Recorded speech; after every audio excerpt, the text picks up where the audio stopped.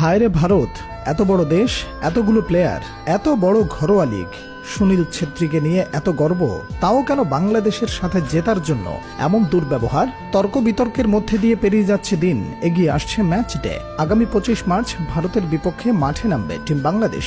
এই ম্যাচের জন্য অপেক্ষায় বসে আছে ভক্তরা। তবে বরাবরের মতোই এবারও ভারত নিজেদের জাত চিনিয়ে দিচ্ছে।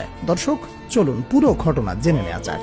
গত বৃহস্পতিবার বাংলাদেশ ফুটবল দল ভারতে ল্যান্ড করেছে। এরপর সেখান থেকে টিম হোটেলে পৌঁছায়। একটা দেশে যখন অন্য দেশের দল খেলতে আসে, তখন তাদের জন্য সবকিছুর ব্যবস্থা করা, সব রকম সাহায্য করার দায়িত্ব থাকে হোস্টদের। এখানে ভারত হোস্ট আর বাংলাদেশ গেস্ট।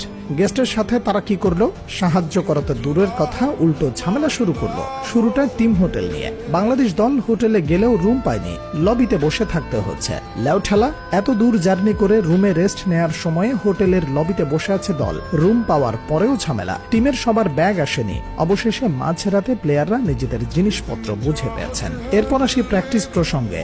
অতিথি দল যখন মাঠে প্র্যাকটিস করবে, তখন সেটি আগের রাতে টিমকে জানিয়ে দেওয়ার নিয়ম। কিন্তু বাংলাদেশ দল যেদিন প্রথম প্র্যাকটিস করবে, সেই দিন দুপুর পর্যন্ত দলকে জানানো হয়নি তাদের ভেন্যু কোথায়। এরপর বাংলাদেশ দলকে দেয়া হলো প্র্যাকটিসের জন্য একটি বিশ্ববিদ্যালয়ের মাঠ। এবার আপনারাই বলেন, এইটা কেমন ব্যবস্থাপনা? আর মাঠের অবস্থা তো আর দেখার মতো না। এবড়ো থেবড়ো মাঠে প্র্যাকটিস করেছেন হামজারা। যেখানে টার্ফের মাঠে প্র্যাকটিস করার কথা, সেখানে আসল ঘাসের মাঠ। যে কোনো সময় ইনজুরিতে পড়তে পারে জামালরা।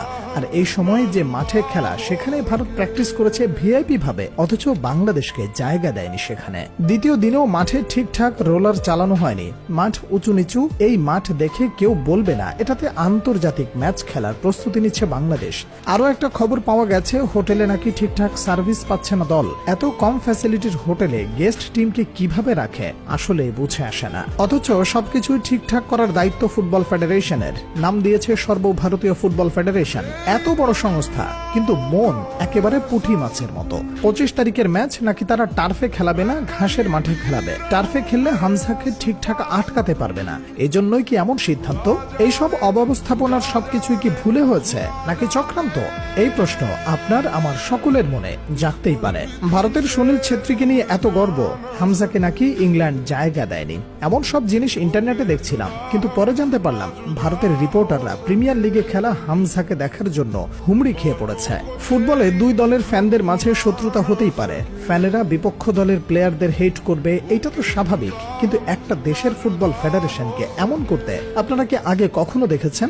ভারত যা করেছে তার প্রতিশোধ নেয়ার ওদের ডেকে এনে খেলানো উচিত। থাকতে দেওয়া হবে 3 স্টার হোটেলে, প্র্যাকটিস করতে দেওয়া হবে ধান খেতে। বলতে হবে আমাদের কোনো মাঠ নেই, এই মাঠে খেলেন। তখন দাদাবাবুরা বুঝবেন